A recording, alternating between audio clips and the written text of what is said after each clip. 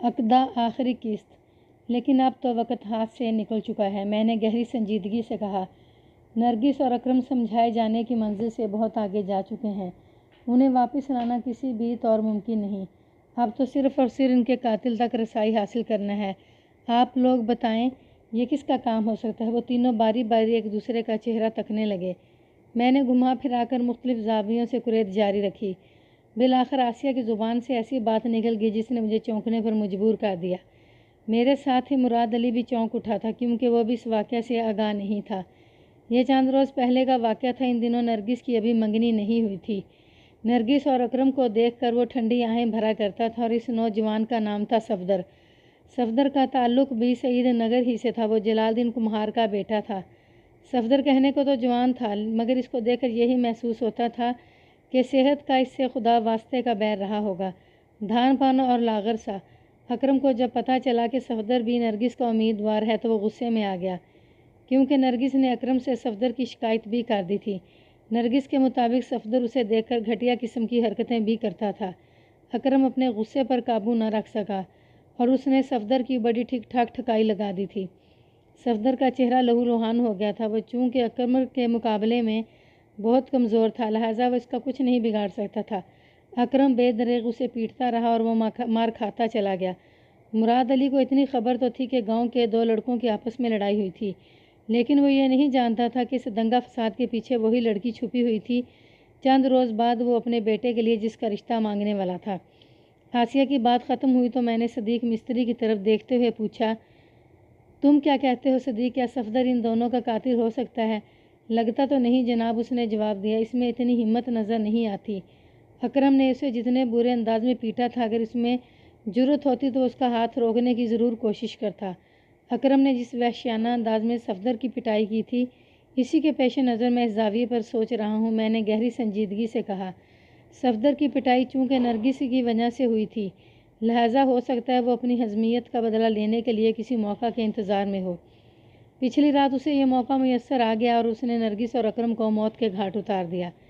ایسا سوچنا عین منطقی اور فطری عمل ہے تھانے دار صاحب، مراد علی نے کہا، لیکن میں نہیں سمجھتا صفدر ایسی جرأت کا مظاہرہ کر سکتا ہو۔ میں نے صفدر کو دیکھ رکھا ہے جناب، وہ چڑیا کے دل والا ایک کمزور سا لڑکا ہے۔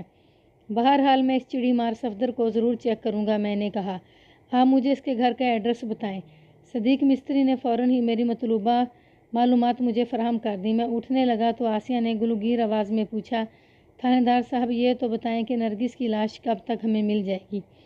اس کی ڈولی تو نہیں اٹھ سکی، اب اس گھر سے اس کا جنازہ ہی اٹھے گا۔ بیٹھک کی فضا میں سناٹا چھا گیا، آسیہ کی بات نے سب کو غم زدہ کر دیا تھا۔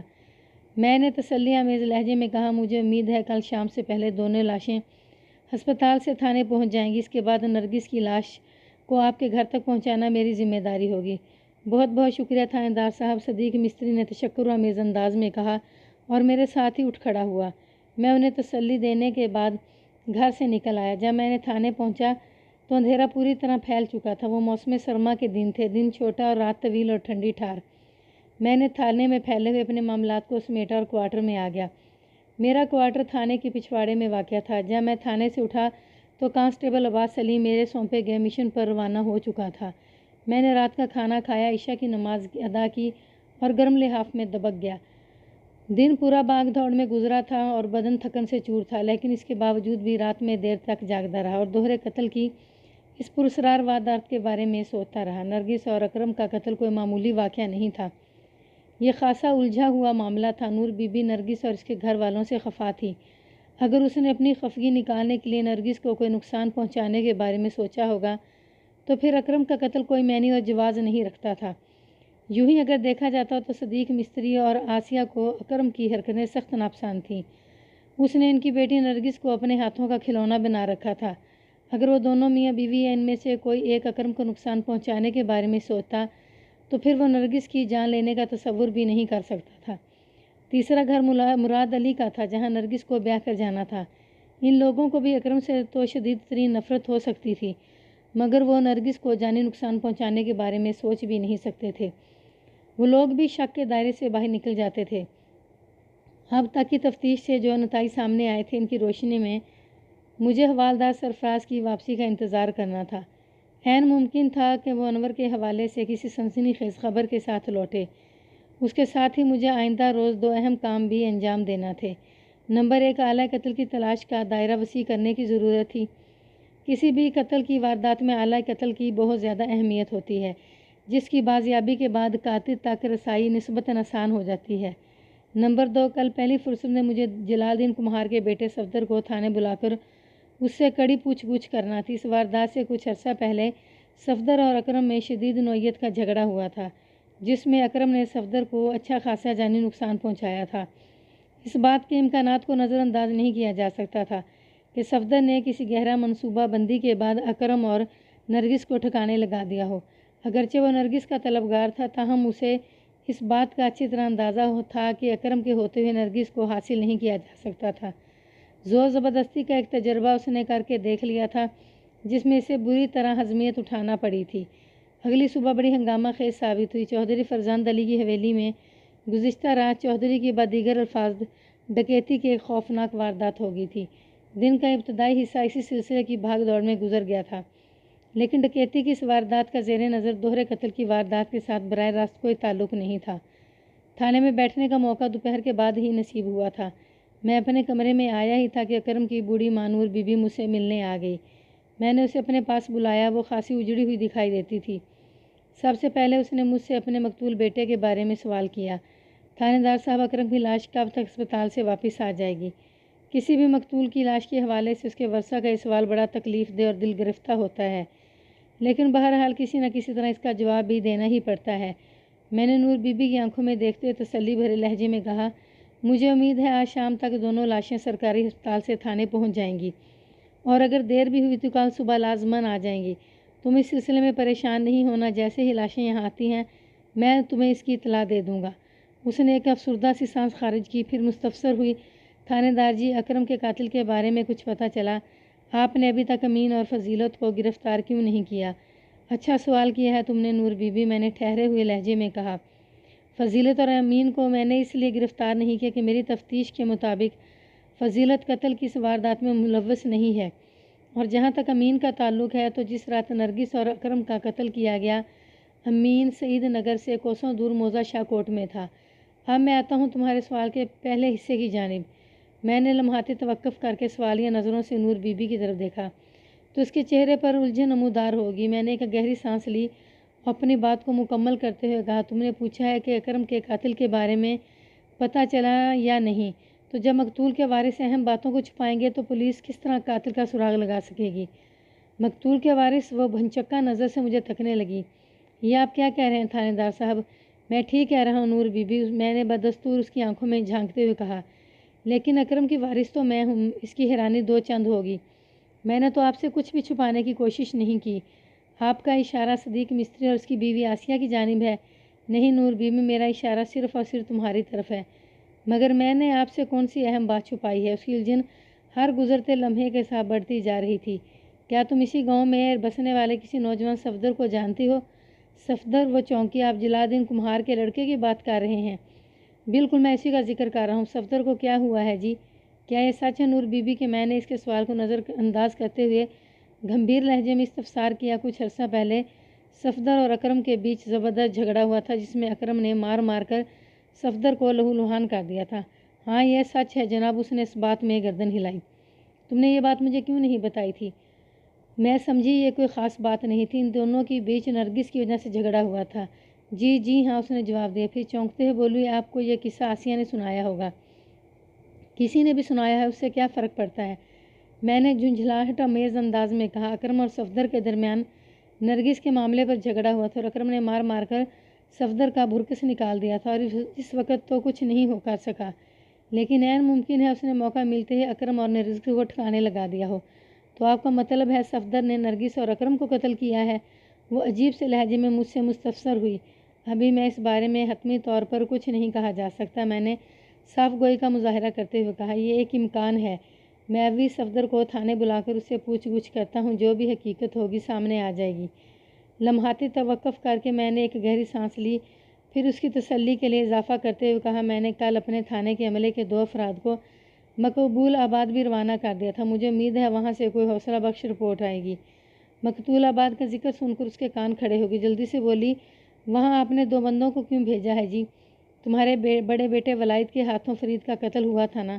میں نے وضاحت کرتے ہوئے فرید کا چھوٹا بھائی انور اور اس کے ماں باپ سعید نگر سے جانے کے بعد مقبول آباد میں بس گئے تھے۔ مجھے خدشہ ہے کہیں اس دوہرے قتل میں انور کا ہاتھ نہ ہو۔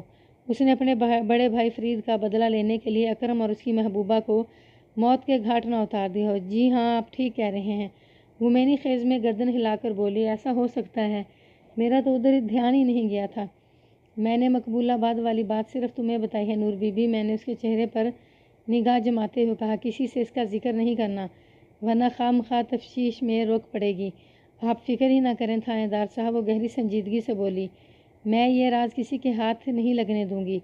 آپ تو میرے اکرم کی موت کی گتھوئی کو سلجھانے کی کوشش کر رہے ہیں، میں بھی یہی چاہتی ہوں کہ آپ جلد از جلد اکرم کے قاتل کو گرفتار کر کے اسے عدالت سے پھانسی کی سزا دلوا دیں تاکہ میرا کلیجہ ٹھنڈا ہو جائے۔ ٹھیک ہے نور بی بی، میں نے تسلی آمیز لہجے میں کہا، تم زیادہ فکر مند نہ ہو، میں بہت جلد نرگس اور اکرم کے قتل کا معمہ حل کر لوں گا۔ پھر میں نے نور بی بی کو تشفی دے کر تھانے سے رخصت کر دیا۔ نور بی بی کی اپنی ایک مخصوص سوچ تھی، وہ جب بھی اس واردات کے مجرم کی گرفتاری یا اسے سزا دلوانے کی بات کرتی تھی تو اس کے منہ سے اکرم کا قاتل کے الفاظ ہی خارج ہوتے تھے، کبھی اس نے نرگس یا اکرم کا قاتل کے الفاظ استعمال نہیں کیے تھے۔ اس رویے کی سے خود غرضی اور نرگس سے اس کی قلبی عداوت جھلکتی تھی۔ وہ ایک اور معاملے میں بھی اس کی سوچ کی حامل دکھائی دیتی تھی۔ اس نے بڑے واشگاف الفاظ میں کہا تھا کہ میں جلد از جلد اکرم کے قاتل کو گرفتار کر کے اسے عدالت سے پھانسی کی سزا دلواؤں تاکہ اس کا کلیجہ ٹھنڈا ہو جائے۔ ان جذبات کا اظہار کرتے ہوئے وہ یہ بات بھول گئی تھی کہ غفور بی بی بھی ایک ماں ہے اور اس کے سینے میں ایک کلیجہ موجود ہے۔ اگر ولائد کو فرید کے قتل کے سزا کے طور پر پھانسی دے دی جاتی تو یقیناً اسے غفور بی بی کے سینے میں ٹھنڈ پڑتی۔ بہرحال انسانی جذبات اور احساسات ایک وسیع موضوع ہے۔ جس دوران میں نور بی بی سے بات کر رہا تھا میں نے کانسٹیبل عباس کو اپنے کمرے کے سامنے سے گزرتے ہوئے دیکھا تھا۔ وہ مجھے خاصا بے چین نظر آیا تھا۔ عباس علی کو میں نے گزشتہ رات جائے وقوع کی نگرانی کی ڈیوٹی سونپی تھی۔ نور بی بی کے جانے کے فوراً بعد میں نے عباس علی کو اپنے پاس بلا لیا۔ اس نے میرے کمرے میں آ کر سیلوٹ کیا تو میں نے کہا، بیٹھ جاؤ عباس۔ وہ میری میز کی دوسری جانب بچھی کرسیوں میں سے ایک پر بیٹھ گیا۔ اس کے چہرے پر دبا دبا خوف اور ابھرا ابھرا جوش دکھائی دیتا تھا۔ میں نے اس کی آنکھوں میں دیکھتے ہوئے کہا، عباس، اگر میں غلطی نہیں کرتا تو تم کوئی سنسنی خیز خبر لے کر آئے ہو۔ آپ غلطی کر ہی نہیں سکتے ملک صاحب، وہ سرسراتی ہوئی آواز میں بولا۔ خبر ایسی ہے کہ آپ سنیں گے تو پھڑک اٹھیں گے۔ اس نے پھڑک اٹھیں گے الفاظ کچھ اس طرح ادا کیے تھے کہ وقتاً پھڑک اٹھنے کو جی چاہا۔ میں نے ٹھہرے لہجے میں کہا، پھر دیر کس بات کی ہے عباس، جو بھی سنسنی خیز خبر لائے ہو بیان کرو۔ ملک صاحب، وہ انکشاف انگیز لہجے میں بولا، میں نے آلہ قتل کا سراغ لگا لیا ہے۔ کیا مطلب؟ میں اچھل پڑا۔ وہ ایک کلہاڑی ہے جناب۔ وہ انکشاف کے سلسلے کو آگے بڑھاتے ہوئے بولا، مجھے یقین ہے نرگس اور اکرم کو اسی کلہاڑی کی مدد سے موت کے گھاٹ اتارا گیا۔ تم نے وہ کلہاڑی کہاں اور کس سے کے پاس دیکھی ہے؟ میں نے اضطراری لہجے میں سوال کیا۔ نوید کے پاس، اس نے جواب دیا۔ یہ نوید کون ہے؟ میں نے پوچھا۔ نوید شوکت علی کا جوان بیٹا ہے جناب، وہ وضاحت کرتے ہوئے بولا۔ شوکت علی چودھری فرزند علی کا خاص آدمی ہے۔ وہ کھیتوں کی دیکھ بھال کرتا ہے، اس کے ساتھ مدد کے لیے رحمت اور قادر بھی ہوتے ہیں۔ آپ نے کھیتوں کے بیچ بنے جس اکلوتے کمرے کی نگرانی کا مجھے حکم دیا تھا نا جناب، اس کمرے کی بڑی اہمیت ہے ملک صاحب۔ جوش جذبات نے عباس علی کے بیان کو الجھا دیا تھا۔ میں نے اس کی وضاحت کے جواب میں کہا، ہاں اس کمرے کی اہمیت تو ہے، ظاہر ہے اسی کمرے کے اندر نرگس اور اکرم کو موت کے گھاٹ اتارا گیا ہے۔ جی ہاں یہ بات تو ہے، وہ قدرے سنبھلتے ہوئے بولا، لیکن میں آلہ قتل کی بات کر رہا ہوں۔ نوید نے وہ کلہاڑی اس کمرے کے اندر سے نکال کر دریا کے کنارے زمین میں دبا دی ہے۔ کیا مطلب ہے عباس؟ میں نے چونک کر اس کی طرف دیکھا۔ ذرا آرام سے ٹھہر کر تسلی سے مجھے بتاؤ کہ رات تم نے کیا منظر دیکھ لیا ہے۔ اس نے 2-3 گہری سانسیں لیں، پھر بڑے بے ربط کے ساتھ بتانے لگا، ملک صاحب میں نے جائے وقوع کی نگرانی کے لیے ایک ٹہلی کے درخت کا انتخاب کیا تھا۔ وہ خاصا گھنا درخت تھا۔ میں اندھیرا ہوتے ہی بآہستگی اس درخت پر نشست جما کر بیٹھ گیا تھا۔ میں درخت کے جس تنے پر جم کر بیٹھا تھا وہاں سے وہ کمرہ اور دریا کا کنارہ بڑی وضاحت کے ساتھ نظر آتا تھا۔ آدھی رات کے لگ بھگ میں نے ایک سائے کو بڑھتے ہوئے دیکھا تو چونک اٹھا۔ تاریکی کی وجہ سے میں اسے پہچان نہیں سکتا تھا، تاہم میں نے پوری توجہ اس پر مرکوز کر دی۔ اس نے لمحاتی توقف کر کے ایک گہری سانس لی، پھر سلسلہ بیان کو آگے بڑھاتے ہوئے بولا، وہ بندہ سیدھا کمرے کی جانب بڑھ رہا تھا اور ساتھ ہی محتاط انداز میں دائیں بائیں بھی دیکھ رہا تھا۔ صاف ظاہر تھا کہ وہ کوئی ایسا کام کرنے کا ارادہ رکھتا تھا جسے دوسروں کی نظروں سے چھپانا ضروری ہو۔ وہ کمرے کے سامنے آ کر رکا تو اس کے گھریالے بالوں نے مجھے چونکا دیا۔ مجھے یوں محسوس ہوا جیسے وہ سعید نگر کا ہی رہنے والا ہو، تاہم اتنے فاصلے سے میں اس کی شکل پہچان نہیں سکتا تھا۔ ایک بار جی میں آئی کہ میں ٹیلی سے نیچے اتر اس کا تعاقب کروں، لیکن اگلے ہی لمحے میں نے اپنا ارادہ بدل دیا، اور یہ میں نے ٹھیک ہی کیا تھا، ورنہ شاید وہ حقیقت جاننے میں کامیاب نہ ہو پاتا جو میں ابھی آپ کو بتانے والا ہوں۔ کانسٹیبل عباس علی قسطوں میں انکشاف کر رہا تھا، لیکن میں نے اسے ٹوکنے کی کوشش نہیں کی۔ تھوڑی دیر بعد وہ دوبارہ گویا ہوا ملک صاحب میرے دیکھتے ہی دیکھتے گھنگریالے بالوں والا بندہ کمرے کے اندر داخل ہو گیا۔ تھوڑی دیر کے بعد جب وہ باہر نکلا تو میں اس کے ہاتھ میں کوئی چمکدار چیز دیکھ کر چونک اٹھا۔ جلد ہی مجھے اندازہ ہو گیا کہ وہ کوئی کلہاڑی تھی۔ اس نے مذکورہ کلہاڑی کو بڑی احتیاط کے ساتھ تھام رکھا تھا۔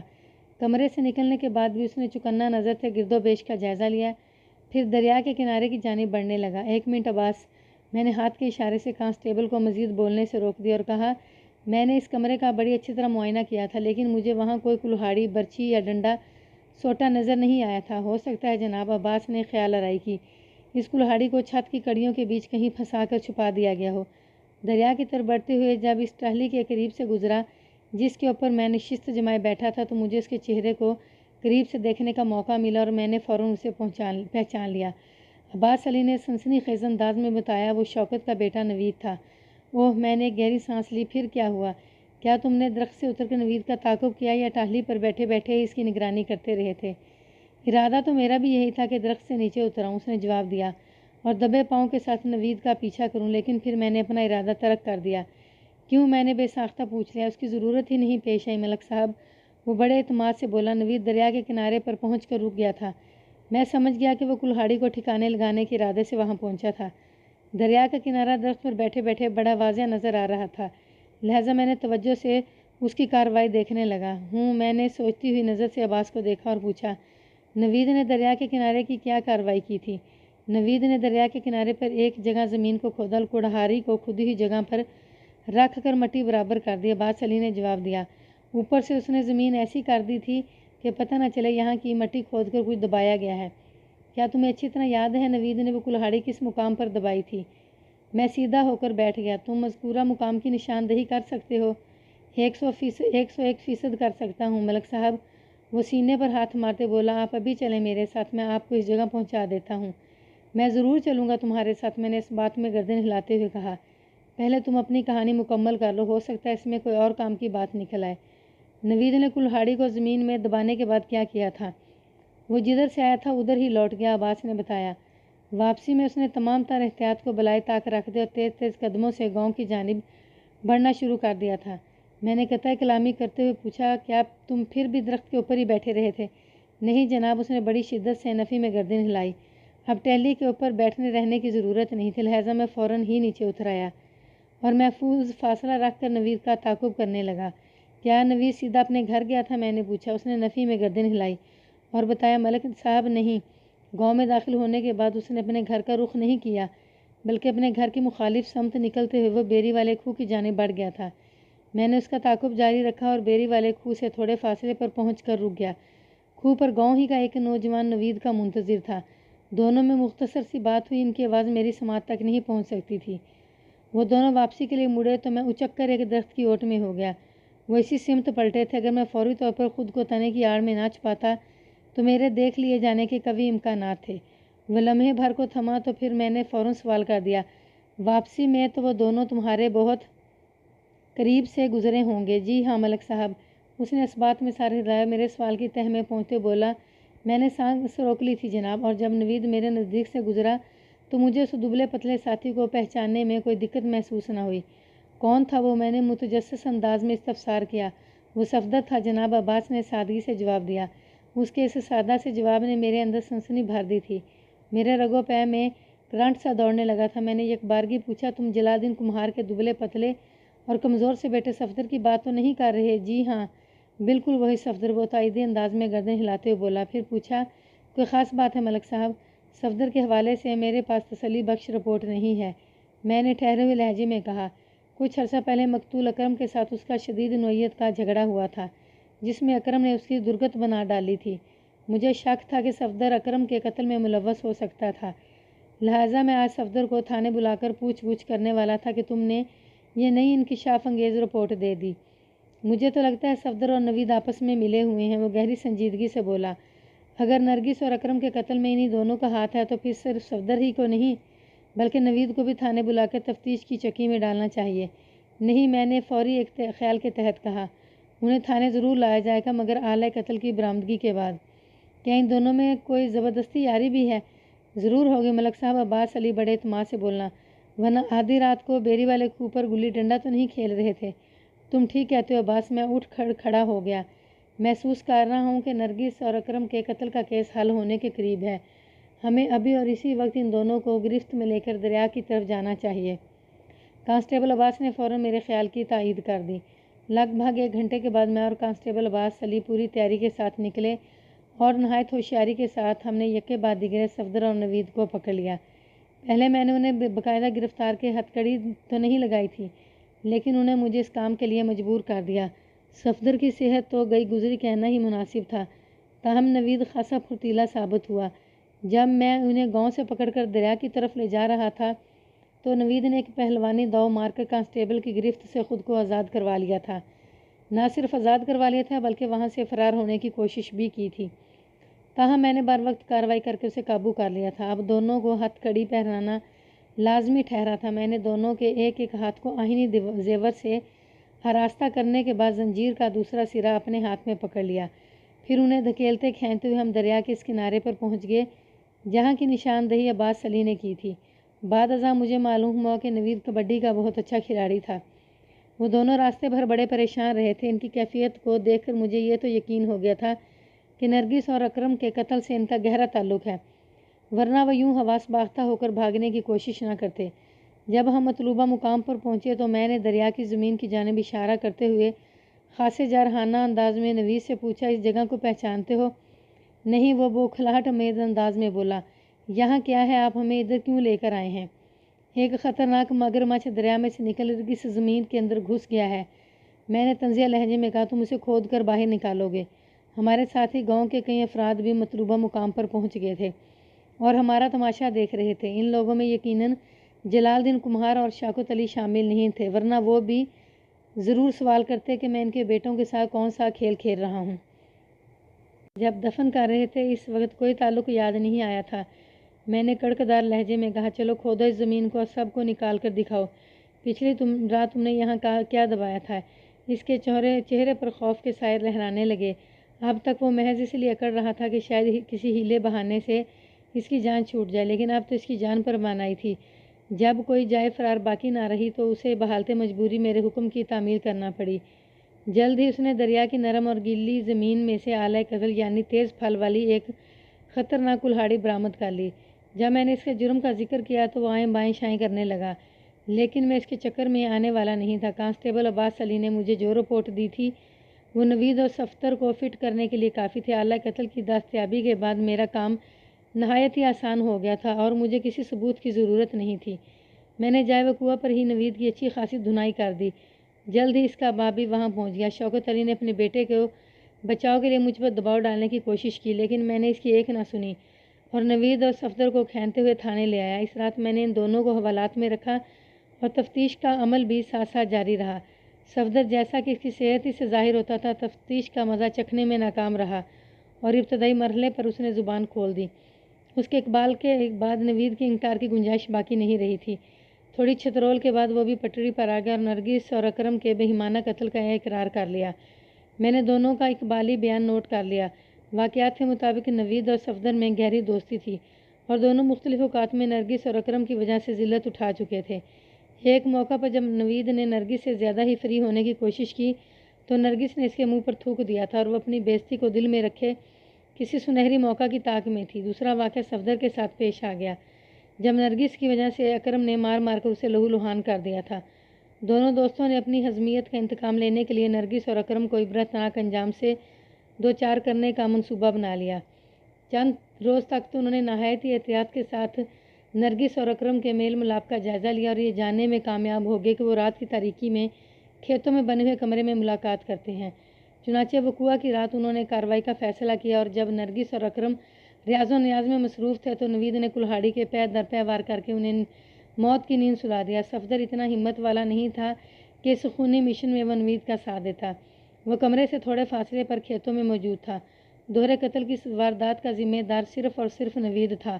جب نوید کو محسوس ہوا کہ میں نے مذکورہ کمرے کو تفتیش کا خصوصی نشانہ بنا رکھا ہے تو اسے فکر ہوئی کہ کہیں کلہاڑی میرے ہاتھ نہ لگ جائے۔ قتل کی واردات کے بعد کلہاڑی کو اس نے کمرے کی چھت کی کڑیوں میں چھپا دیا تھا۔ وہ کلہاڑی کو کمرے سے نکالتے ہوئے ہماری نظر میں آ کر اس طرح ایک خوفناک کھیل اپنے منطقی انجام کو پہنچ گیا۔ عدالت نے نوید کو عمر قید اور صفدر کو 5 سال کی سزا سنائی تھی۔ 3 روز کی کاری محنت کے بعد میں یہ عقدہ کھولنے میں کامیاب رہا تھا کہ حسد اور ہرس کی آگ انسان کو جلا کر ختم کر دیتی ہے اور عقدہ جیسی عبرتناک کہانیوں کو جنم دینے کا موجب تھی۔